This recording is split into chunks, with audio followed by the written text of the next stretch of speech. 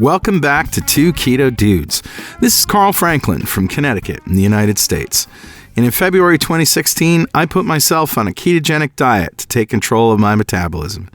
In just 2.5 months, I managed to reverse all my markers of type 2 diabetes with diet alone.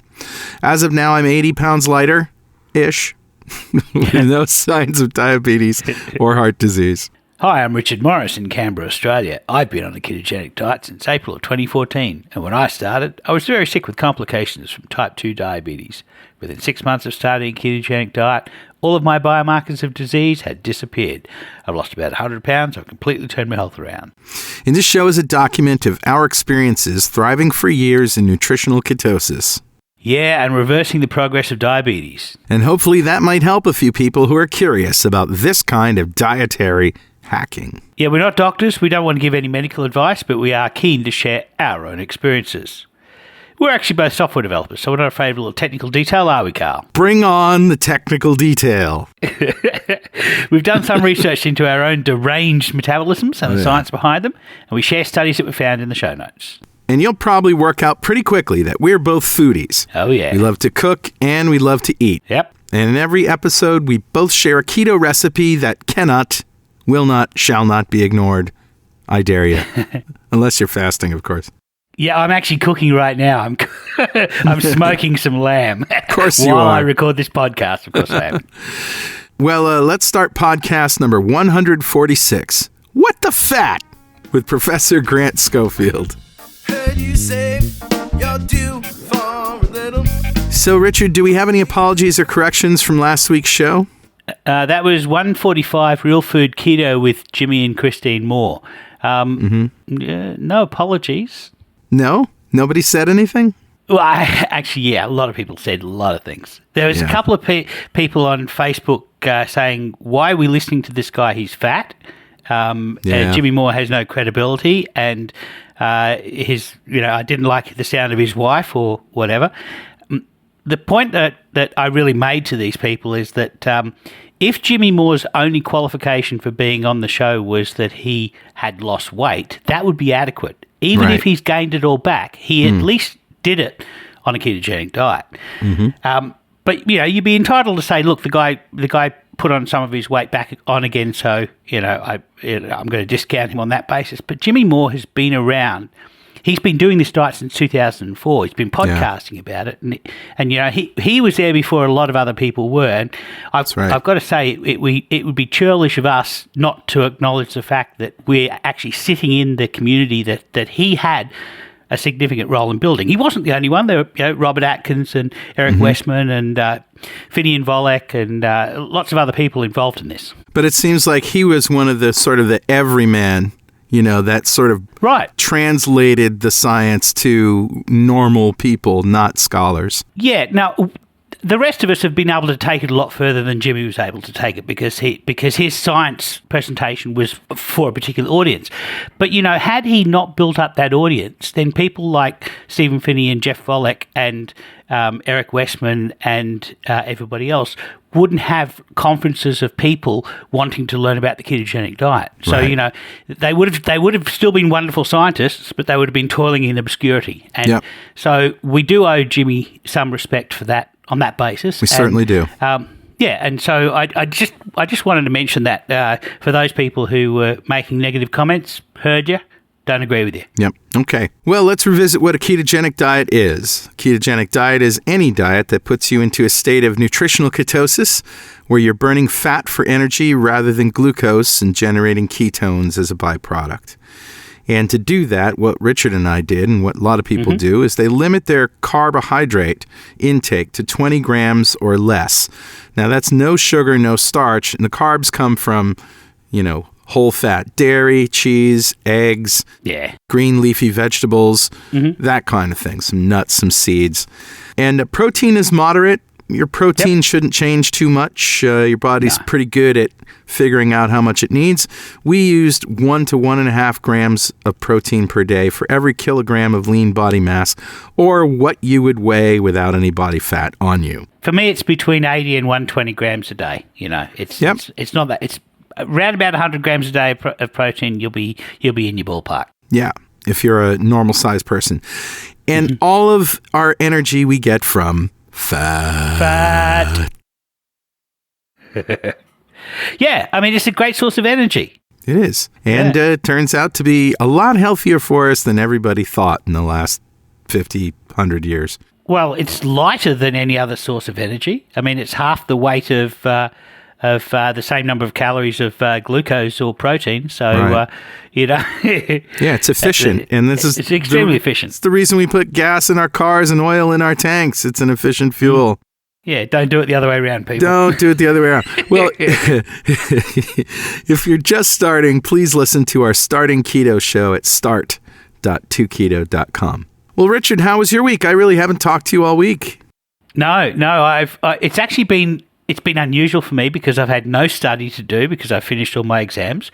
Yeah. I got a distinction in chemistry, so booyah. Nice. I passed biology. I was a bit disappointed by that. I kind of wanted to nail that harder, but but it was a good pass, so that was comfortable. I've had no travel. That's the other thing. Yeah. It's so nice not to be on a plane somewhere. I mean, doing all those household projects that you've been putting off during university? Just the 3 C's for me. Yeah. Just the 3 C's. Cooking, carpentry, and coding. Ah, nice. Yeah, so I'm building bookshelves in our new house that we moved into in April.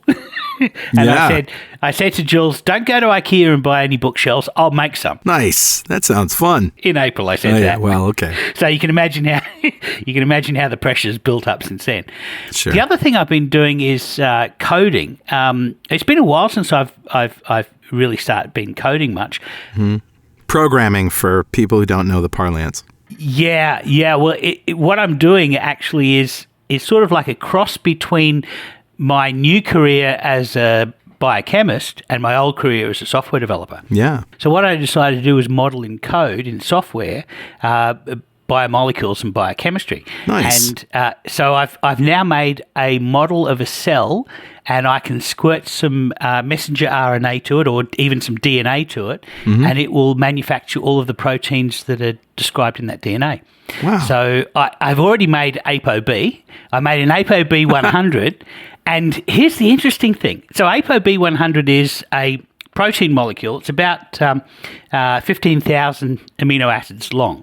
So, we think of proteins being a couple of amino acids, but they're really massive, big polymers of molecules. And the B100 is made in your liver, and it's wraps around LDL particles and transports them around your body.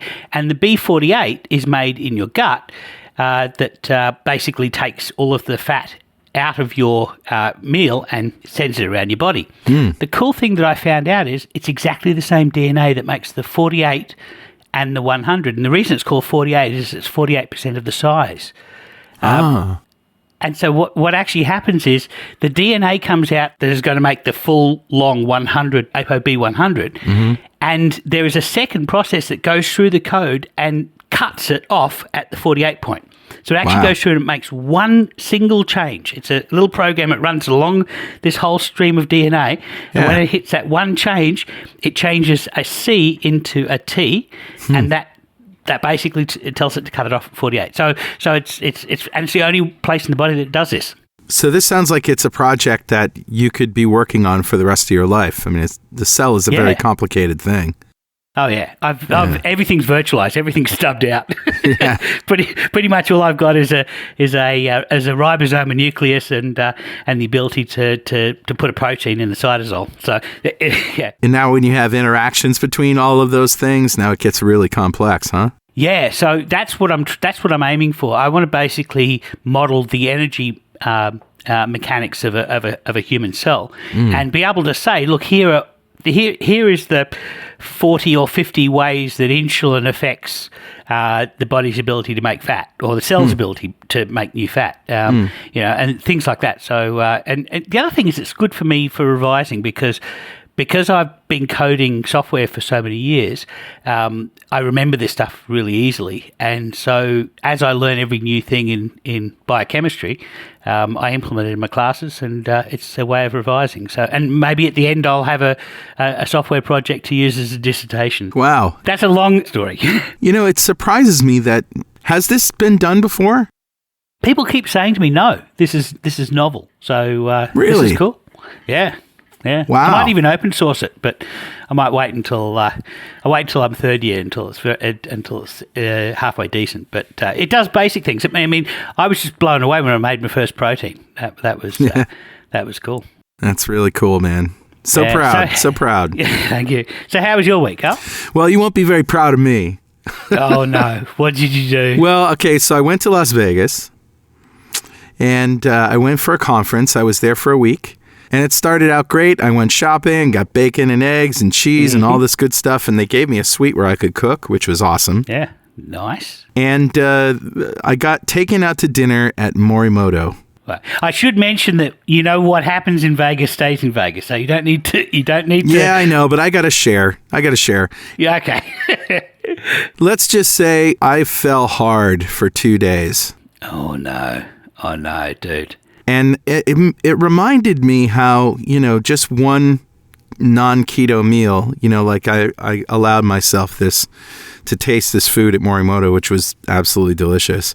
Yeah. And just one non-keto meal for a guy like me, who's still obviously insulin resistant, is enough to bring back the either the psychological or the physical cravings that are very, very hard to resist. And so the next day wasn't good at all. So the following day, I did myself a total keto day. I ended up at Texas de Brazil. Nice. I had all the meats, and I felt pretty good going to bed. And that was Saturday. So Sunday, which is today, I've been fasting the whole day. Also, just amazed at how fast I could get back on the horse. Yeah. If you just try. Yeah. Yeah. So, I fell hard. It's been the first time. Yeah, but you fell for Morimoto. And, if you go to fall for a chef, you may as well pick a good one. I mean, you want to be in the top 10. Yeah. Yeah.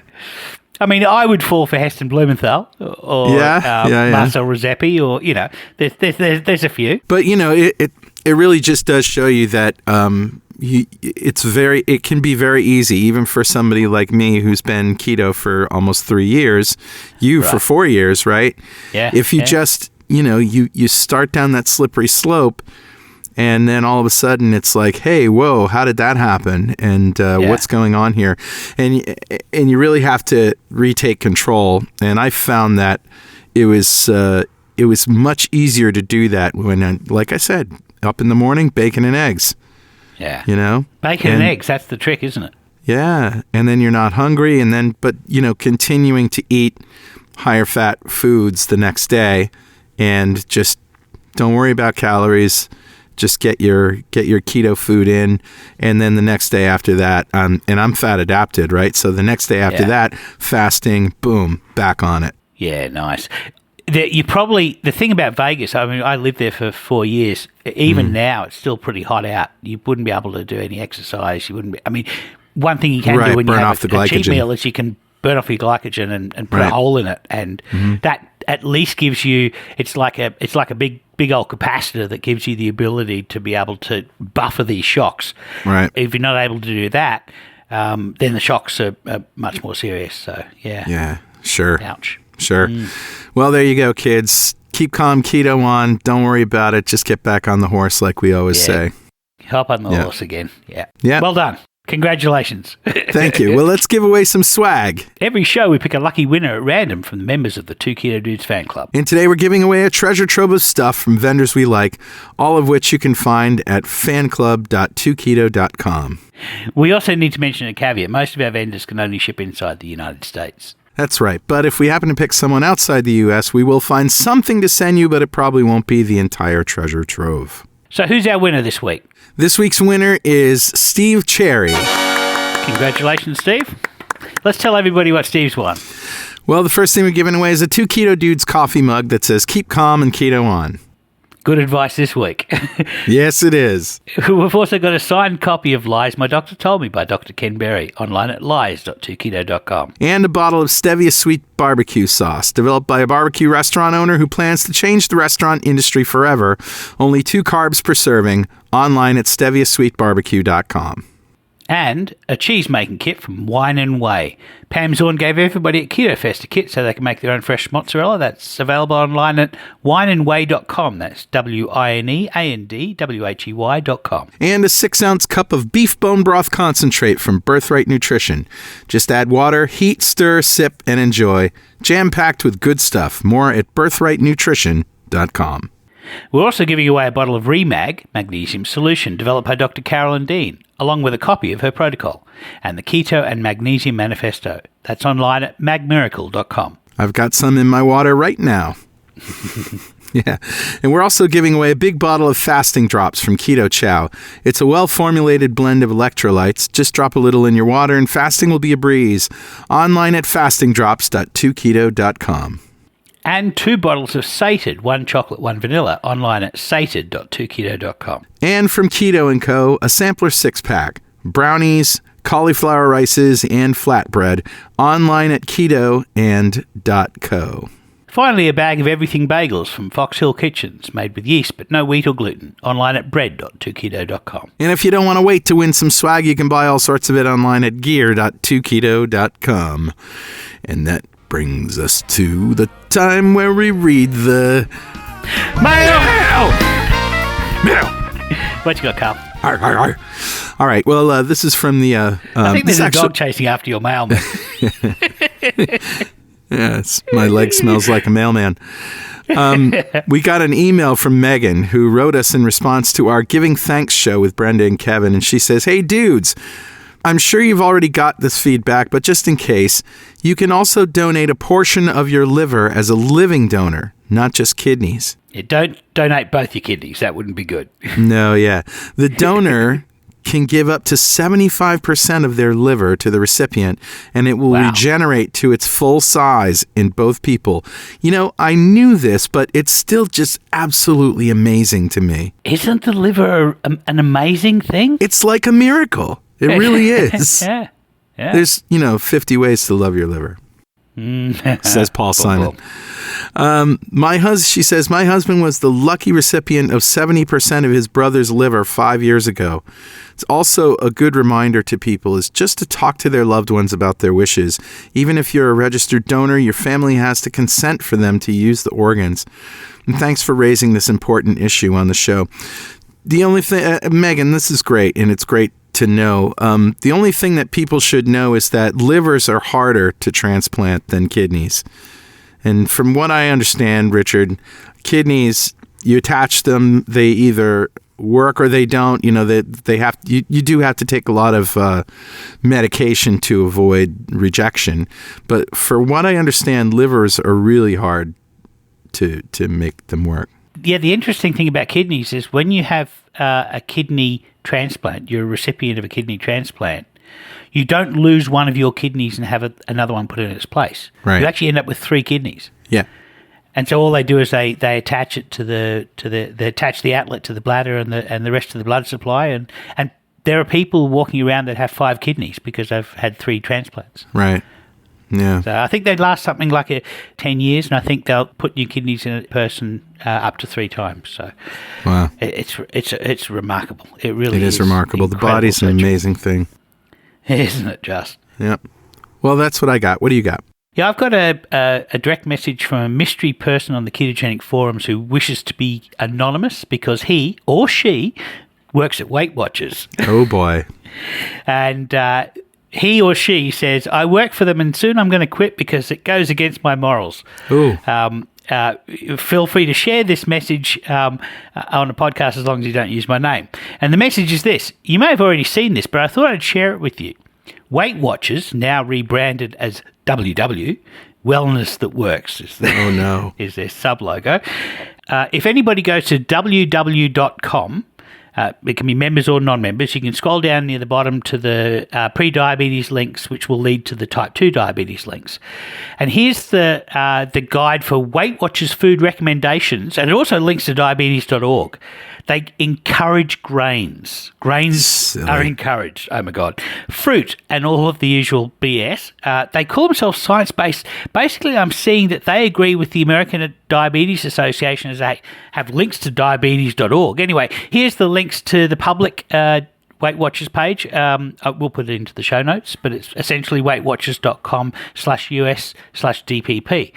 And our mystery letter writer says, thanks for everything that you and Carl give.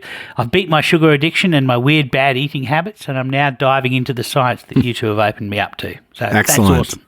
Congratulations, Fantastic. mystery person, he or she. Right. Okay, now we're going to roll an interview that you did with Professor Grant Schofield. So why don't you set this up for us? Yeah, I've been wanting to talk to Grant for years. We've spoken to a couple of his students. We've spoke to Catherine Crofts, who's one of his students. I don't think we've yet spoken to Karen Zinn, who's another one of his students, but hopefully we'll get to meet her at the Denver conference, and we'll do an interview with her. She was one of the three angels, along with Zoe Harcum and Nina Teicholz, who went to South Africa to help Tim Noakes in his trial. Anyway, Prof. Schofield is an outlier. He's a sports scientist and a public policy wonk. In fact, he was for a while there. He was employed by the New Zealand government to drive a lot of their public policy with regards to nutrition. Wow! And this is why a lot of the stuff coming out of New Zealand has been really positive about healthy fat and positive about cutting carbohydrates out of your diet. And of course, with the New Zealanders, they've got a really severe problem with their Maori population, who are as all Polynesians, they are specifically susceptible to type 2 diabetes. But anyway, he's written a book called What the Fat, and then he did a follow-up book called What the Fast. They're both really excellent books. Essentially, it's a how-to manual for how to have a high-fat, low-carb carbohydrate diet. But he's a fascinating guy. As I say, I've been wanting to speak to him forever. And I finally got to speak to a bunch of people I really wanted to speak to for a long time, including Dr. Finney. And Professor Schofield is in that list of people I've been wanting to talk to for a long time. So let's roll the interview. Awesome. I'm here in the Gold Coast at Low Carb Down Under, and I'm here with Professor Grant Schofield. Welcome, Grant. Hi, Richard. Yeah. So we're going to talk a little about, you did a presentation 2 days ago, and you also chaired a session, as did I. And your presentation was quite interesting. I'd like to talk a little bit about what we spoke of there, but tell me about your background. How did a professor in Auckland end up becoming a low-carb guru? Well, I'm not sure I'm a low-carb guru, but I'm certainly interested in low-carb and nutritional ketosis and all things around that. I'm a professor in public health. But I never really started in public health. Actually, I was originally did degrees in physiology and psychology, and then I was a registered psychologist at one point. I'm pretty much the world's most useless psychologist because of my failure to listen to. The psychologist should shut up and listen and not talk and not offer solutions. Sort of the inner male in me. For the same reason my relationships run into trouble. That's the problem. Right. So so I've ended up. But what happened is I was very much conventional wisdom, and I had no idea. And so for everyone that I've harmed through that, sorry. But three things happened to me concurrently, which were, well, four things really. The first was I had ended up with a doctoral student, Katja Ziefken, who's a German who was well connected in the World Health Organization. Okay. And she ended up with all these contracts in the Pacific. So we'd end up traveling out to all these different Pacific islands. Nice.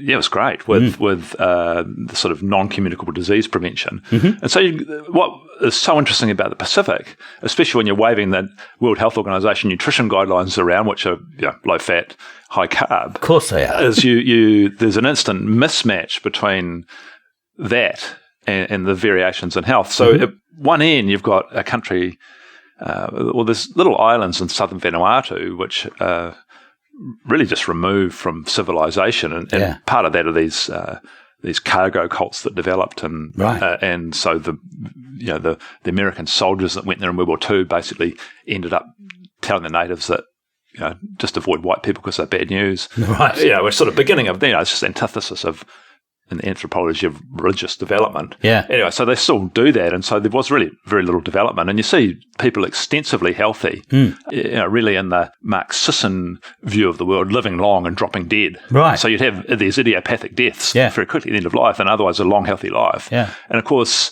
whole unprocessed food, but actually quite high in fat. They rely heavily on coconut products, including the oil, because that's the only thing that keeps, and then seafood. And so you've got those people extensively healthy. And then you travel to the worst place in the Pacific, in my opinion, is a country called Kiribati. Kiribati, yeah. Yeah, but the one island, that's a sort of group of islands that are massively separated, actually.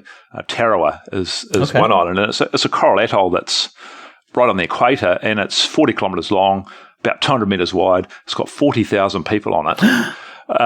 And the food supply, the whole thing's just a mess. Yeah. The food supply is just processed carbohydrate. And you start doing random blood glucose and fasted blood glucose, and my estimate is diabetes is running at about 60%. It's just completely out of control.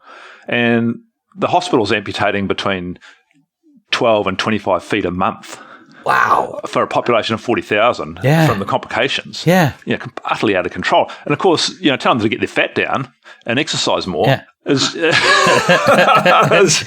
ridiculous. So that was going on. Yeah. Secondly, because where I work is also a performance lab, and we use online gas analysis to look at performance. We started looking at that for health, and so expired oxygen and carbon dioxide, this whole notion of metabolic flexibility, respiratory quotient, respiratory exchange ratio, however you want to put it. Yeah. That what we'd notice is people have difficulty controlling their weight. Type 2 diabetics really just weren't being any fat at rest. Unable to burn fat. And then we had sort of someone we would have admired from afar from a long time, Tim Noakes, at that stage was just coming out with his views, and that really made some sense. So in 2014 he really... So it was around that time we were doing that work. It's about the same time as I started a ketogenic diet as well. Yeah, right. Yeah, and the third thing is that we're doing a lot of research with this, with these sort of standing workstations. If you could only get people standing up at work, then they'd burn more fat and they'd be skinnier and leaner, which I don't believe is true at all. Does it work? No, it doesn't at all. I do love my standing desk, but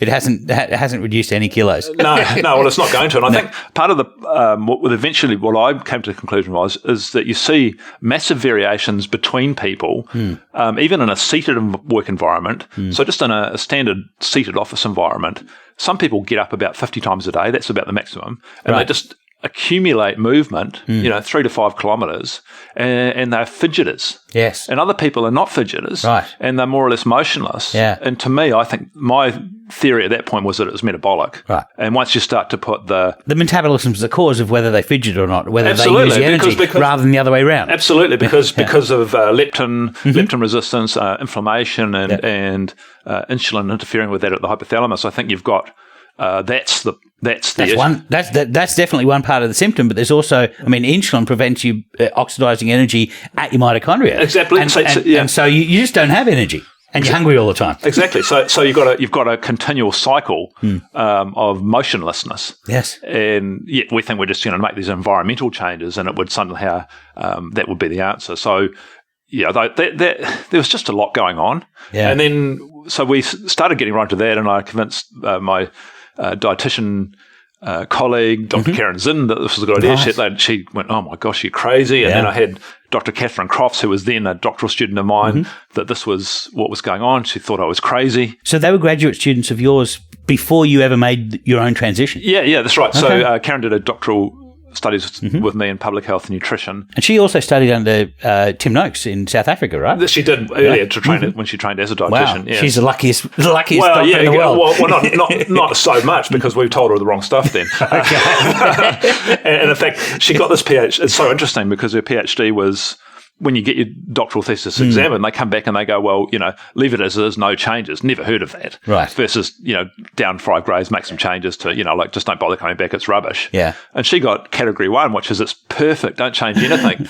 And it was all low fat, small changes. It was all wrong. Yeah, and we look at it now and go, oh, what a terrible waste of time that was. It should be framed. Yeah. So that's how we got into it. And then I'd imagine this would be actually, in the way that science you'd think would work in the modern era, well, we'd just start to discuss this publicly and there would just be a smooth transition as the knowledge changed. You would think. But no, it wasn't. It hasn't been like that at all. It's been, really, and I only stand on my minnow, standing on the shoulder of giants compared to, the sort of beating that Tim Noakes and those sorts of guys had to endure. But it's been anything but smooth. In fact, the sort of academic bullying, the medical profession's snobbery has been staggering. We've had Gary Fettke on a couple of times talking about what he's gone through here, and he's just an orthopedic surgeon. I mean, just academics have it like 10 times worse, because the entire process of defending your ideas is it's a blood sport, isn't it? Yeah, it's academia is strangely not for the faint-hearted. You would think it was sort of this funny, easy thing to do, and for many parts of it is. But actually, the sort of backstabbing and the kniving and and even the upfront punching is pretty brutal, frankly. Yeah. And this is not new. You were telling us in your presentation that this has been happening for centuries. Well, it's taken me a while to get round to the fact that actually medicine has always had these pain points, and actually, when you go back and look at some of the examples of history, it's not been easy. It's been brutal, and it's taken lifetimes. So I think there's a few examples. The first is Semmelweis, the obstetrician who discovered that if you washed your hands with chlorinated water following the autopsy of dead mothers, then when you subsequently went to interact and deal with their live babies, you reduced the death by sepsis from about 20%. So 1 in 5 kids was dying from infections taken from the autopsy. From the previous operation. Down to just 2%. So, 9 or 10-fold reduction. Wow. You think that would be obvious? Yeah, and he published that and was just bullied and humiliated to the point that he mentally broke down. He ended up in a mental asylum. Wow. And perversely died himself of sepsis. That is perverse. With no change in policy. And, it took really decades for that to, clean data, massive effect. Yeah. No.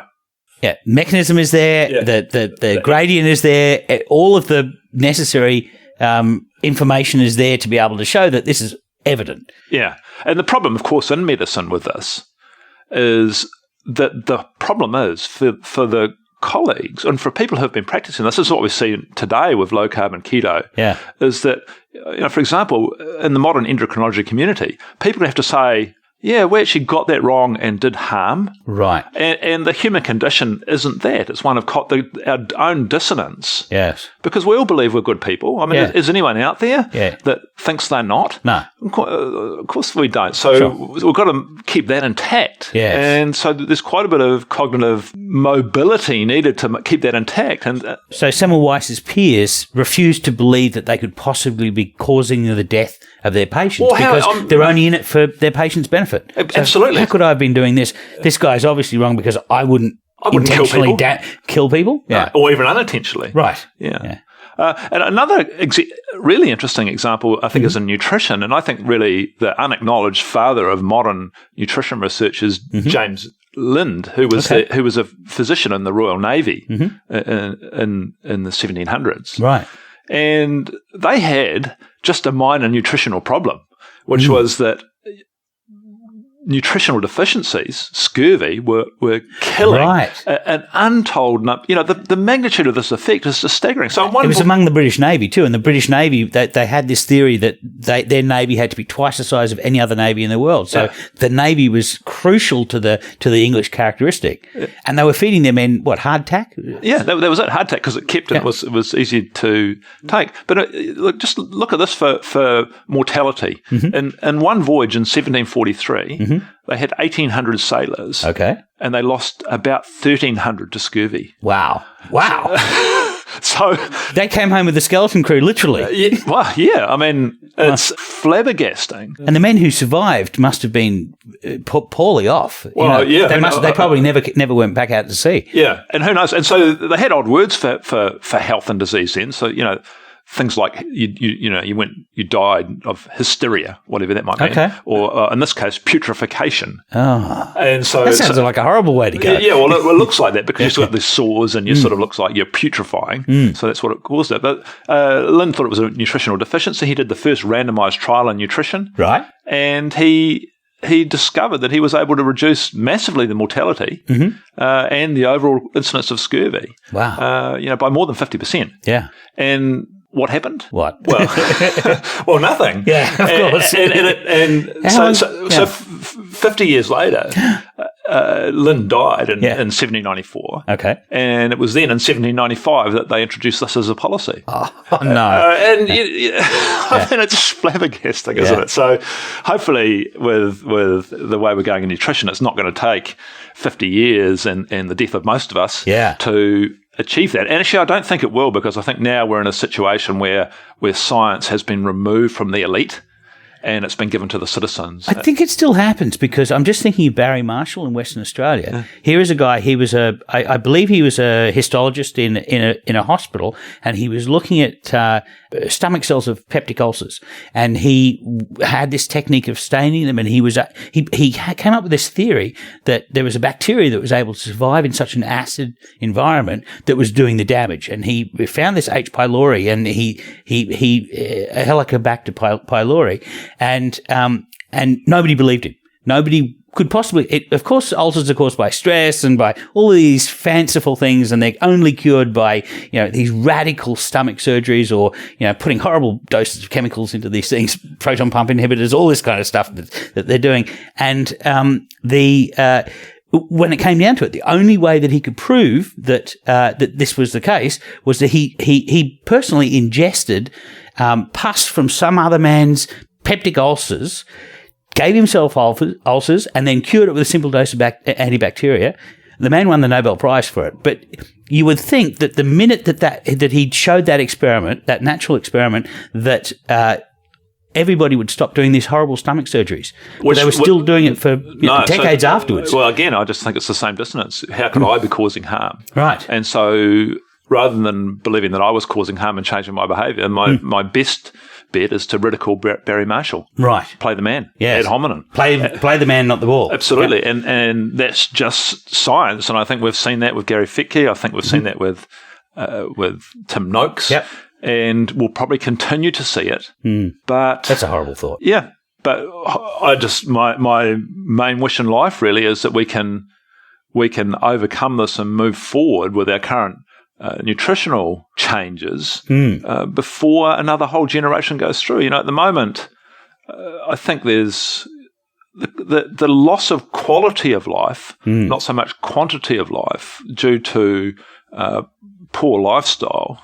Is the scale of it is flabbergasting. Roughly a quarter of human life, right, is lost to poor health. Infirm as we get old. And most of that is attributable to chronic disease, and most of that burden of chronic disease is attributable to smoking, alcohol, poor diet, and low fitness. Right. So, but yet we're still trying to medicate our way out of these. Medicine is at that exact pain point again, where the evidence is there, but if we believe it, then we're going to have to create a situation where we say, "Oh, actually, we're wrong. We're causing more harm," and people find that very hard. Well, we're treating, for example, obesity based on the hypothesis that if we decrease the volume of a stomach, we're going to be able to increase the person's ability to burn energy. And clearly they're not burning energy. It's the stomach's just delivering it. It's not at the coalface shoveling the coal into the furnaces. And so, it's a symptomatic treatment. And as a type 2 diabetic, I come up against a lot of these symptomatic treatments. Oh, well, I think diabetes in its treatment is just perverse. It's a frontline drug treatment and treated as a palliative condition. And the drugs are futile is probably the best way to put it. And it's a reversible condition. So, what are we doing? Yeah, I think as low carb activists that playing field is tilted in our direction. Diabetes, I think, is where we're going to get our most traction, because we can teach diabetics how to reverse their own disease, and because it's a genetic predisposition, they're most likely to be related to other diabetics, and so they will then teach their family and friends and loved ones to. And once we get enough diabetics saying, "No, wait a minute, what I was told through diabetics education didn't work, but what these low carb guys told me did work," I think that's going to cause... I actually agree with that, and I think that's probably an important point. And it's very easy to default to obesity, and even we just did now. Yeah, we did. But actually, in mainstream media, for children's health, I want to talk about oral health, dental health, because it's clear that sugar and fermentable carbohydrates, that's all simple carbohydrates, cause tooth decay, and fat in the mouth, including from dairy and butter and meats and nuts, is protective. Tooth decay. And we know. So this is a very easy argument, and you don't have to engage with the food industry or all their rubbish about cloudiness and hiding the truth. That's causal, and the number one cause of hospitalisation for young children in every developed country is to be in there for poor oral health because they need to be anaesthetised because they have rotten teeth and the teeth need to be pulled out. And so you concentrate on that for children. And for adults, simple, diabetes, because it's a massive burden of a disease. It's reversible under and only under these dietary conditions. And we can save the countries millions, if not billions of dollars, and increase the quality and quantity of life for billions of people. And so I prefer, although obesity is an important issue, to avoid directly talking about it and just go straight for those two things, because those are the targets. Treat it as a biomarker. Obesity is a biomarker of diabetes, for example. So the other thing that you said during your presentation was you spoke about this idea that you can't outrun a bad diet, and you said, well, actually, there are discrete benefits for fitness, but also in a ketogenic context. There's a reason why you would want to be able to move a little bit more in a ketogenic context. So I think there's two things there. First of all, more generally, the one thing I'd be critical of us in the keto low carb community is to sometimes pit two otherwise healthy behaviours against each other, like diet and exercise. And I think that's just a silly debate to have. And I've been saying, would you rather lose your left hand or left foot? If you had to choose. Rather than lose neither, to be honest. Well, neither, because they're independently important. And your left foot's not going to help your left hand. So, and I think the same applies to exercise. So it's just the protective effects of being physically fit. Are large. So what? Give me some of the examples there. Well, an easy example is the whole field started with Jerry Morris, a London epidemiologist in the 50s, studying bus drivers and bus conductors, and there was pretty much the same men, but one group was conducting, another was walking around collecting tickets all day, and another group was sitting there getting stressed out and driving around, and the heart attack difference was stark. So the drivers were having twice the number. That was really where the field started. Probably eating the same food. Yeah, absolutely. And same lifestyle. And so perfect control.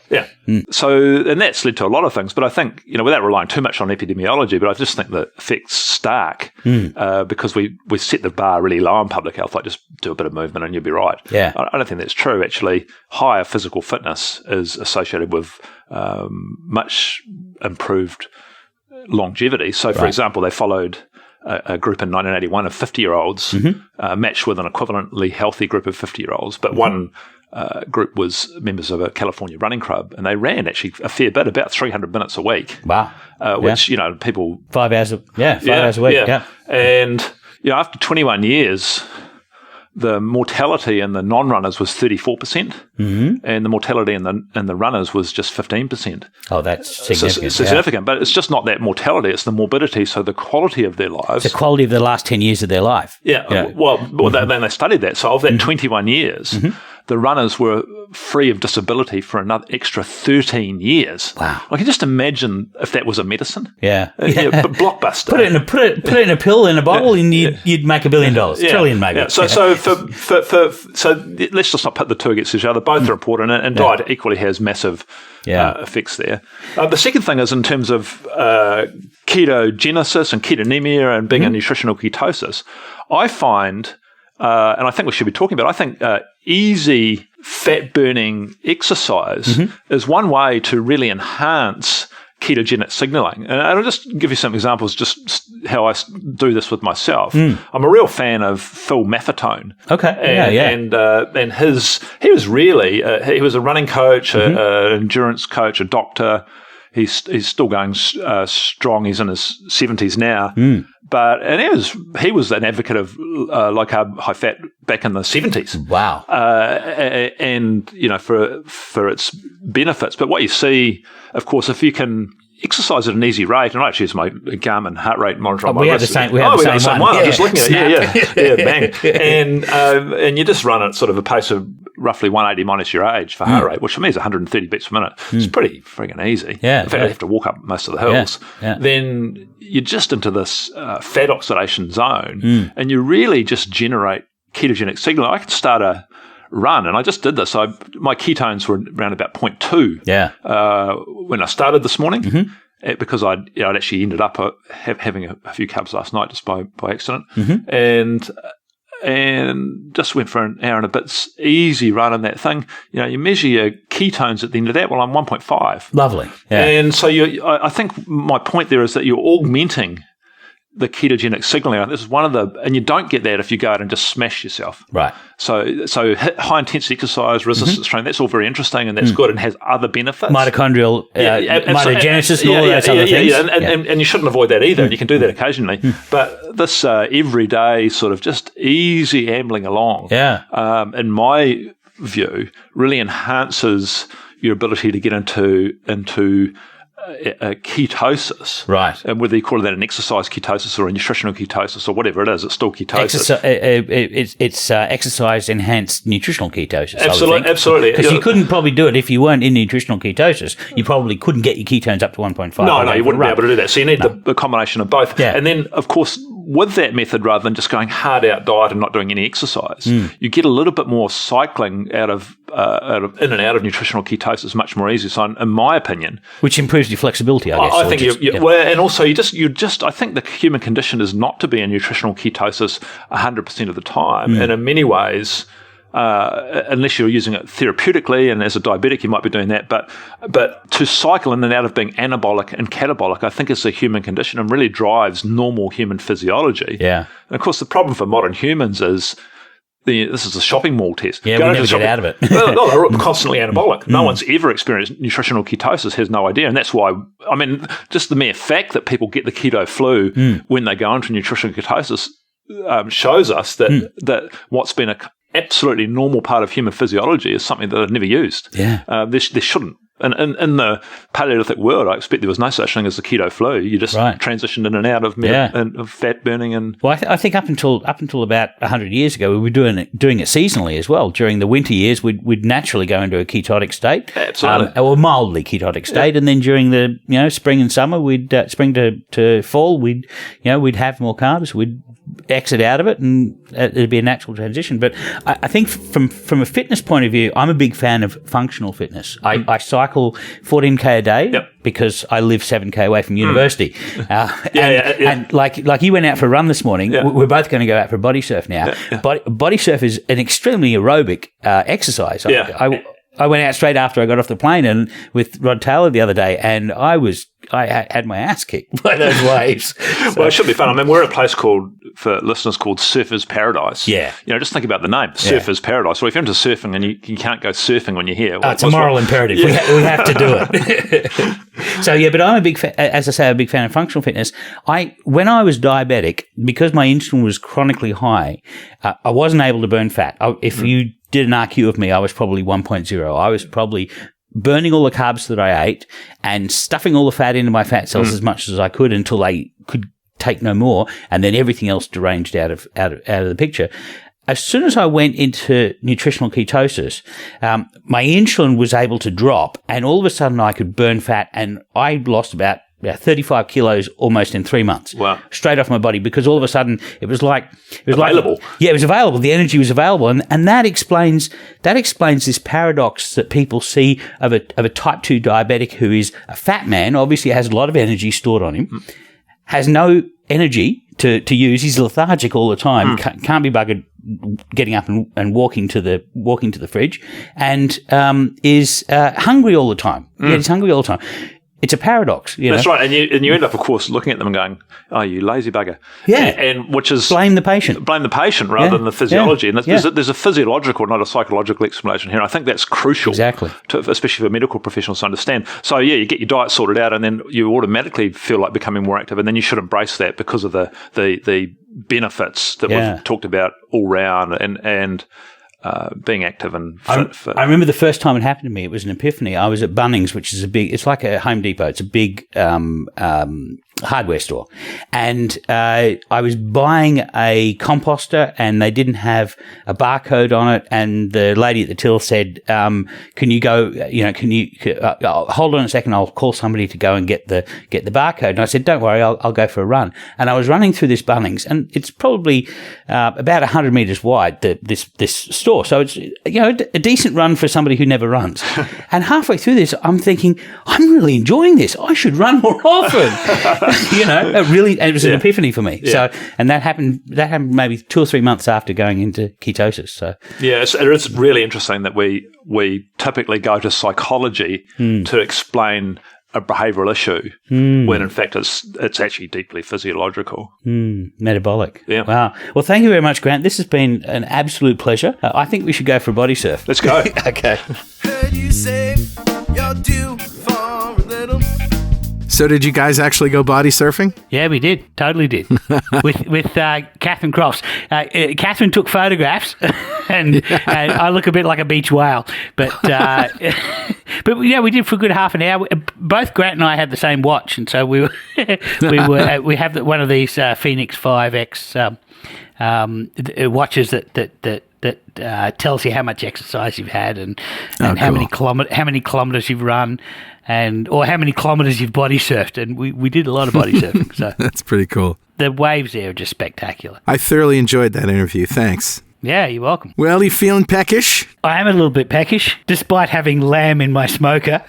Right. Well, I guess it's time for some Recipes! What you got, Carl? All right. Well, I went online and I took an already keto recipe and made it keto-ier. Is that a word? If that's a word. I find that a lot of recipes that pass themselves off as keto are kind of high protein relative to the fat content. And so, that's obviously, I'm not telling you what to eat. I'm not telling you to eat more fat than protein. But if you're trying to fat adapt, you do have to do that, right? Yeah. So this is grilled chili lime shrimp kebabs from simplysohealthy.com. And basically took the recipe and made it. And then I took the marinade and added some butter and turned that into a beautiful thick sauce to go with the shrimp. Sure. So here's what you do. For the marinade, you get a 1/4 cup of lime juice, and you want to squeeze your own limes, right? 2 tablespoons of olive oil, 2 teaspoons of lime zest. So that's the outer part, not the pith, but just the very outer part of the lime. That's the good bit of a citrus. Yeah, exactly. That's where all the flavor is. Yeah. We have possums on our lemon tree, and they eat just the outside skin. They leave the rest of the lemon that silly humans would eat. All the juice and the carby That's because possums have good taste. Yeah, this is true. All right, so you want to de-seed and mince up a jalapeno pepper and crush up a clove of garlic. Yep. Or 2. I like more garlic. Probably too much. You want 2 teaspoons of chili powder, 1/2 teaspoon of cumin, 1/2 teaspoon of your favorite sweetener, because you do want a little sweet. Yeah. I have been using allulose lately. I love it. 1/4 cup of cilantro, chop that up. 1/2 teaspoon of salt. And that is essentially your marinade. So now you get your shrimp. 12 ounces of shrimp. You can get the large or the extra large, the jumbo. It doesn't really matter. I like large, which is what they recommend here. You want to chunk up about 4 ounces of red onion.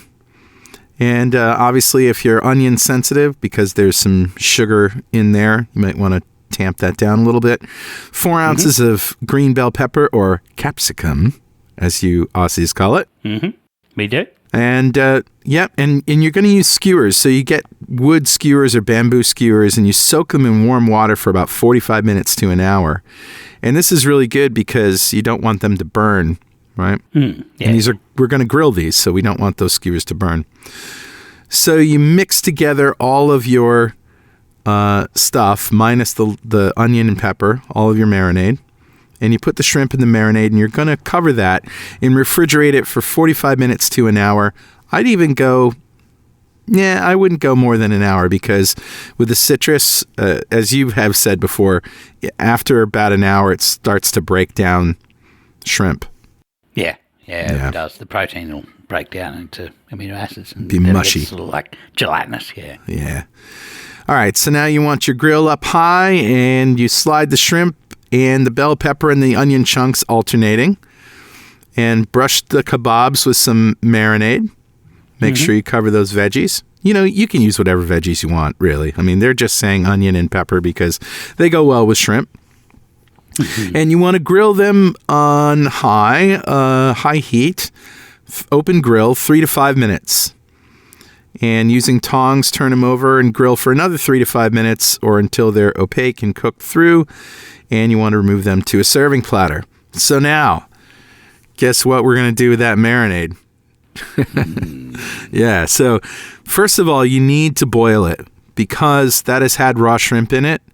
Yep. You cannot simply just spoon it as is over your shrimp. That's not safe. You need to basically take it above the pasteurization curve. Correct. 145. But if you boil it, you're going to be fine. So boil that, and you might want to cook it down just a little bit, maybe just a few minutes, and take 3 or 4 tablespoons of cold butter in chunks. And this is like the beurre monte, right? Yeah. So the first chunk goes in there, you whisk it, get it all airy, get the air inside it, and whisk it a lot. And then you can start adding more butter. And add the rest of the butter, and it's going to thicken up nicely. And just pour that right over the shrimp or on the side. Yeah, it's better than using gels like corn flour, cornstarch. Oh, it's so much better. Yeah. Lovely. It's butter. Butter, it's better. It's better. Health food. Yeah. Outstanding, Carl. All right, Richard, what you got? So the other day, as you know, I've been eating carnivore for the month of November, and I'm still mostly carnivore now, even though that we're sort of 10 days into December already. I'm mostly carnivore, but I like every now and then having some leafy greens or a little bit of capsicum or something, garlic. I like to have I like a few alums. So anyway. I was cooking steak the other day. I had a whole bunch of steaks for Carnivember that I'd vac packed up, and I just sous vide them. Just chuck them in the sous vide for 2 hours at 51 Celsius, and I get a perfectly medium rare steak. But of course, the entire steak is medium rare from edge to edge. Yep. So what you have to do is you have to sear the steak. Yes. Now, some people like searing it before they put it in the bag. I don't like that, because you end up getting it ends up being sloppy. I like my sear to be a dry sear. Yeah. Crisp and just. Yes. I like to, as I bite through my steak, I like to feel the fight back of that sear level, and then the give of the meat. And if it's Carl's absolutely. Eyes are rolling back in his head. No, I'm totally with you, man. And the thing is if you sear anything that's too wet, I don't care whether it's scallops or shrimp or steak, you're essentially going to steam it. Yeah. And it's not going to sear.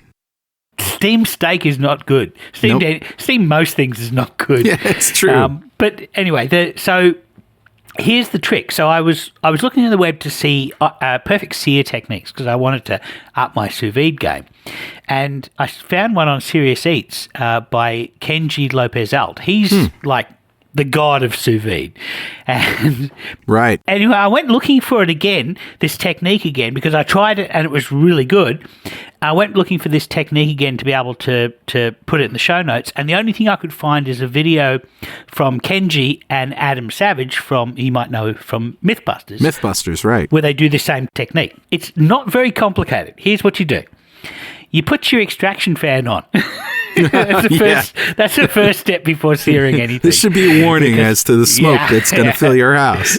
Oh, yeah. Or you turn off your smoke detectors and you put a cast iron pan on your range and you get it up to temperature. You get it to a really hot and you're not going to put any oil in. Normally you put a little bit of oil in to lubricate the pan. We're not going to do that at all. Right. What we're going to do is we're going to take the steak out of the sous vide bag. That's going to be damp. So we're going to dry it off with a cloth. Yeah. And with a paper towel, kitchen towel. Yep. And then you put it on a board and you get a knife and you take some mayonnaise and you smear mayonnaise on the top of the steak. No kidding. No kidding. And so you take the steak with the mayonnaise side down and you put it on a screaming hot, throbbing hot cast iron pan. White hot. No, maybe not that hot. Yeah. So here's what it does. Mayonnaise is mostly fat. It's fat emulsified with mustard and egg. You've got a little bit of sugar and a little bit of protein in the egg, and you've got the mustard as well. As soon as they hit the heat, they basically bond with the proteins in the outside of the steak and causes what causes a Maillard reaction we've spoken about before, which is basically caramelization. And so it bonds glucose and proteins together, and you end up with that really, really strong sear on the outside. Wow. So while you have that side down, it's only going to be in for a minute, and don't move it. Don't move it around the pan. Don't sort of loosen it. Let it sit where it lay, and for an entire minute. And towards the end of the minute, you want to smear mayonnaise on the other side. And then you want to just get some tongs and flip it over again a minute while you admire the first side's sear, because it will look glorious. So anyway, that's my recipe. That's amazing. I'm going to put a link to Adam and Kenji doing it in the show notes. Well, when I finish my fast, I'm going to have a mayo seared steak and some chili lime shrimp. Yes, garlic you are. shrimp. That sounds good. Well, that's a show. Thanks, buddy. You're welcome. Of course, if you have anything you want to tell us, something we said wrong, something you don't agree with, some more research you found, support or refute anything we've said, send it by email to dudes@2ketodudes.com or post it on our website. And you can follow us on Twitter, Twitch, Facebook, YouTube, Instagram at 2KetoDudes, and make sure to use the hashtag 2KetoDudes. And of course, if you want to join the free ketogenic forum, it's forum.2keto.com. And you can have a look around the forum without needing to create an account by starting with success.2keto.com. And if useless swag is your fancy t-shirts, coffee mugs, and all that other junk, head over to gear.2keto.com. And if you want a shot at getting some of that swag for free, join the 2 Keto Dudes fan club. You'll be eligible to win something in every show. Go to fanclub.2keto.com. And if you feel like supporting our forums and all the podcasts we produce, think about making a monthly pledge on our Patreon page at patreon.2keto.com. You can also see all of our podcasts and other videos on YouTube at youtube.2keto.com. And if you haven't already, go leave us a review on Apple Podcasts. That's how new people get to know about what we do. 2 Keto Dudes is brought to you by 2 Keto LLC, who strives to support the low-carb community with podcasts and other publications. And Richard, my friend, keep calm and keto on. Yeah, keep calm, keto on, Carl, and hop back on the horse. Oh, I'm already there, man. If you ever fall off. Absolutely. Back up on the horse. Yes, sir. We'll see you next time on 2 Keto Dudes.